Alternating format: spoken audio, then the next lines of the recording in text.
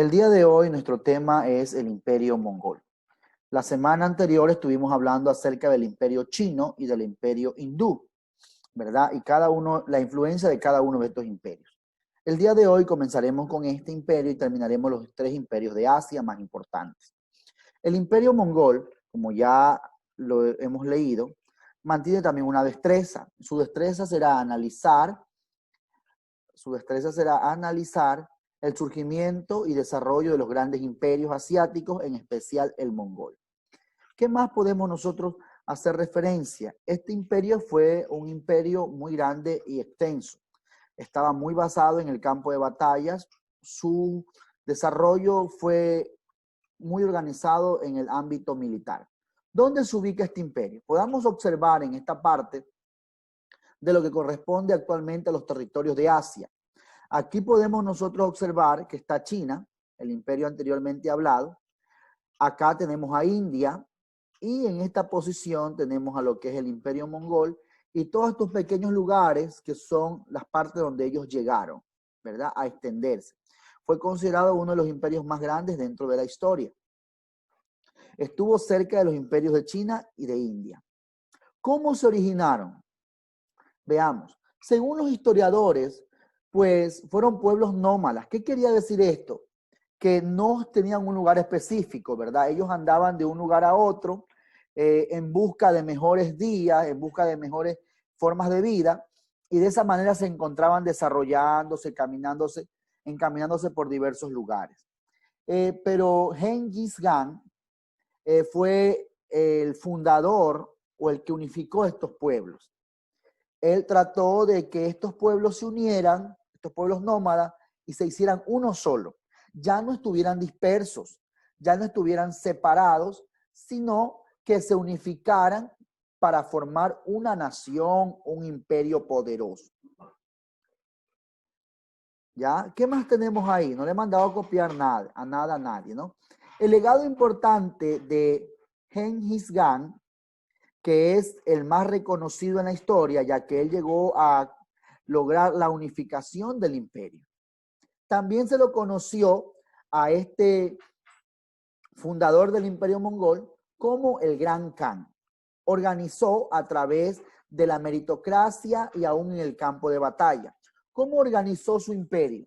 Él trató de que las personas que estaban colocados en puestos estratégicos primero eran puestos por meritocracia. ¿Qué quiere decir meritocracia? Que alguien hacía algo muy bueno y lo tomaba en cuenta. En este caso dice que todos los soldados que iban al campo de la batalla, que iban a las guerras, que iban luchando, quien más sobresalía en la batalla, a ese le iba dando un puesto importante, un puesto de mérito, ¿verdad? Por lo que es la meritocracia. ¿Qué más tenemos? ¿En qué consistían sus conquistas? En grandes batallas. Hay que reconocer que este pueblo no tenía un ejército poderoso, un ejército numeroso, pero lo que utilizaban al momento de una guerra, al momento de una lucha, de un combate, utilizaban estrategias de guerra. Eran muy inteligentes. Este pueblo no tenía la gran cantidad en ejército, pero usaba su inteligencia. ¿Qué quiere decir esto? Que antes de ellos enfrentarse, ¿verdad? En una batalla campal, en una guerra, ellos analizaban el lugar. Al analizar el lugar, se daban cuenta cuáles eran sus lugares beneficiosos y la parte que los podía perjudicar. Entonces, al momento de al ir a una batalla, una guerra, no tenían el número de soldados, pero habían utilizado, ¿qué cosa? Estrategias. Estas estrategias les servían a ellos con la finalidad de poder luchar con sus enemigos y sacarle provecho. Tal vez los otros tenían ejércitos muy numerosos, pero en cambio ellos habían dedicado el tiempo a analizar estrategias. Habían dedicado el tiempo a poder estudiar de qué manera podían vencer al ejército contrario y así lograr ganar las batallas. Datos importantes de los mongoles que nosotros podemos resaltar. Practicaron la libertad religiosa. ¿Qué quiere decir esto con la libertad religiosa? que ellos no tenían en sí una religión original. Ellos lo que habían hecho, como eran pueblos, ¿verdad?, que se habían unificado, cada cual traía su Dios, cada cual traía su creencia. Entonces, el gran Khan, que era el fundador del imperio, él nunca los obligó a que ellos cambiaran de dioses. Él les permitió que ellos siguieran creyendo, adorando, siguiendo a los dioses que a ellos les parecía. Nunca les impuso una religión como tal. El gran Khan le dio, ¿qué cosa? Libertad para que ellos tuvieran sus dioses. ¿Qué más tenemos aquí? Dentro de la práctica religiosa se puede decir que esto se los conocía como politeístas.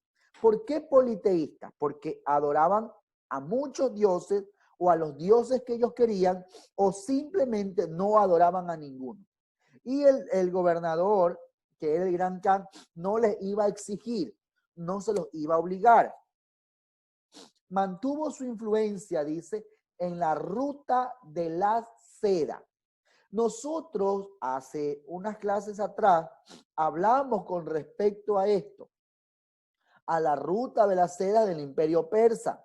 Ya los persas habían organizado lo que era la ruta de la seda. ¿Qué era esto? Era una ruta comercial, ¿verdad?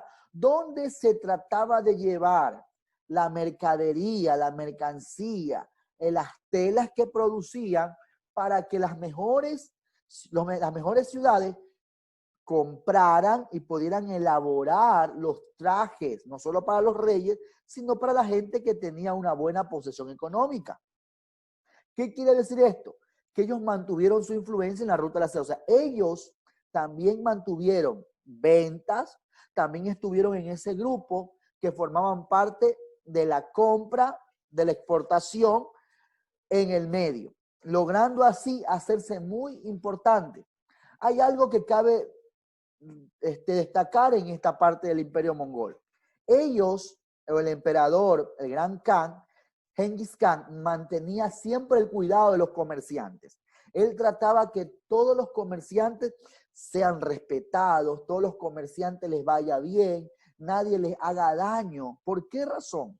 Porque él creía que si el comercio se daba dentro de su país, era muy respetado el comercio, se le cuidaba mucho a los comerciantes, se les evitaba que alguien les robara. Él pensaba, él tenía una creencia, que él decía que puede ser que de tantos comerciantes que lleguen a su imperio, pueda que él encuentre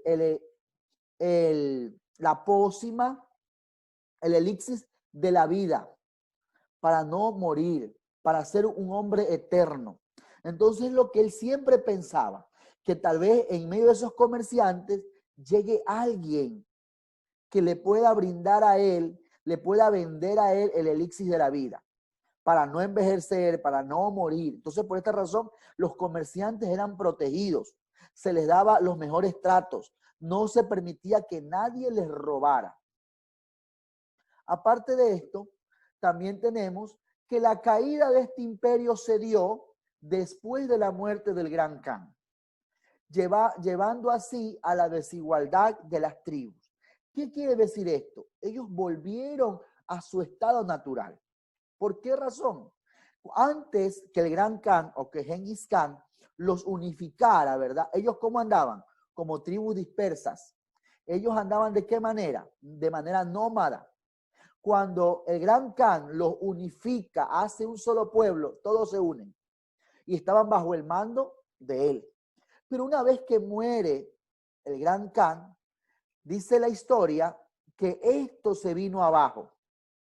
Este imperio mongol se vino abajo. Había alcanzado importantes lugares. Se había extendido de manera ilimitada. Fue el segundo imperio más grande de aquella época. Pero ¿qué lo llevó a su decaída? Nada más y nada menos que la muerte del gran Khan. Como ya no estaba él, cada cual quería hacer a su parecer, cada cual quería desarrollar su propio pensamiento, ¿verdad? Y esto ocasionaba ¿qué cosa? Un sinnúmero de problemas. Ya nadie respetaba las leyes, cada cual hacía lo que le parecía. Y esto ocasionó que el imperio se desvaneciera. Después de haberse convertido en un imperio sólido, después de haber tenido las mejores estrategias de guerra, que aunque no tenía muchos soldados, sus estrategias de guerra los había llevado a convertirse en un imperio importante y a añadir territorios. Pero lamentablemente, ¿qué pasó? No pudieron persistir después de la muerte del jefe o del líder máximo, que era el Gran Khan. ¿Cuál es la actividad? Hay una pregunta, dos preguntas tenemos. ¿Quién fundó el Imperio Mongol? Active su micrófono, por favor, Lisbeth Yuquilema. Hola, ¿quién fundó el Imperio Mongol?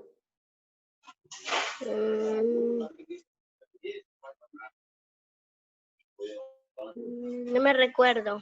Ya, apaga el micrófono, gracias.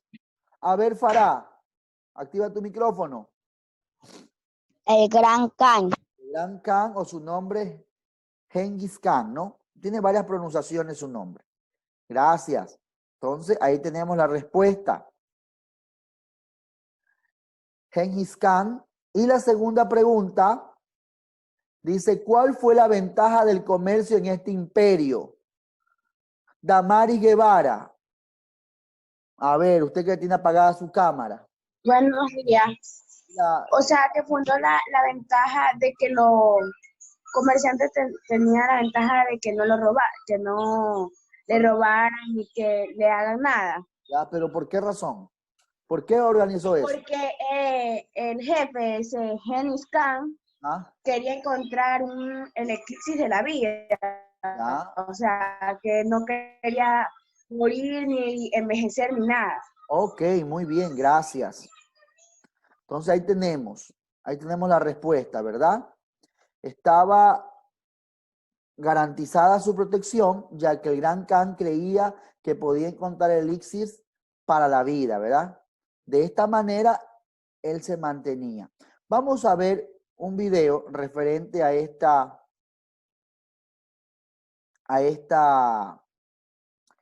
clase para nosotros poder completar el tema. Esperemos que podamos compartirlo sin ningún inconveniente.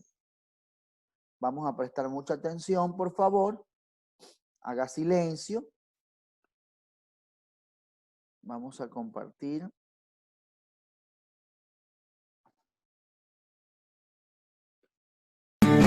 Hoy hablaremos sobre Genghis Khan y el Imperio Mongol. Genghis Khan nació en 1162 en el actual país de Mongolia. Fue un guerrero y conquistador que fundó el Imperio Mongol. El Imperio Mongol fue uno de los imperios más grandes de la historia por su extensión territorial, con 24 millones de kilómetros cuadrados. Se originó en las estepas de Asia Central en el año de 1206. El imperio se extendió a lo largo de 17 países de hoy en día. Era un imperio distribuido 3 veces más grande que el de Alejandro Magno y 6 veces más grande que el Imperio Romano, solo superado por el Imperio Británico en extensión. Antes de Genghis Khan, en el siglo XIII, las tribus mongolas eran un grupo de nómadas que actuaban cada una por su cuenta. Realmente eran insignificantes, nada parecido ni de cerca a un reino. No había ni un gran poder militar, político ni tecnológico, solo buscaban sobrevivir. Cuando Genghis Khan logró unificarlas a todas para crear un imperio, los mongoles se convirtieron en una potencia militar y tecnológica que lo conquistó todo en su tiempo. Es por eso que gracias a Genghis Khan el Imperio Mongol pudo tener logros muy interesantes, entre los cuales podemos mencionar: los mongoles construyeron un espectacular sistema postal a través de gran parte de Eurasia, llamada el ñame, cuya eficiencia no fue igualada en los próximos 5 siglos. Este sistema de mensajería usaba mensajeros a caballo. Los mensajeros de Genghis Khan tenían que ser muy rápidos, podrían cubrir entre 200 a 300 kilómetros por día.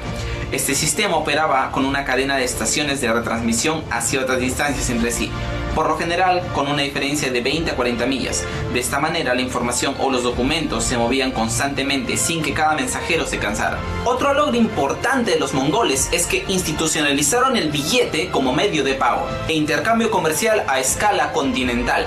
Todo esto siglos antes de que Europa creara su propio billete. Sin embargo, el mayor logro debe ser la ruta de la seda funcional protegida y mantenida por el Imperio Mongol. La Ruta de la Seda era una zona de libre comercio que conectaba la mayor parte del mundo conocido. El comercio floreció a medida que los comerciantes viajaban de occidente a oriente, sin preocuparse, todo bajo la seguridad del Kanato. Incluso se dice que un hombre podía caminar desarmado de un extremo del imperio mongol al otro, con una diadema de oro en la cabeza, que era un objeto distintivo que te otorgaba el Khan para que pudieras comerciar o hacer alguna actividad y nunca ser abordado o asaltado. La autoridad del Khan era muy respetada.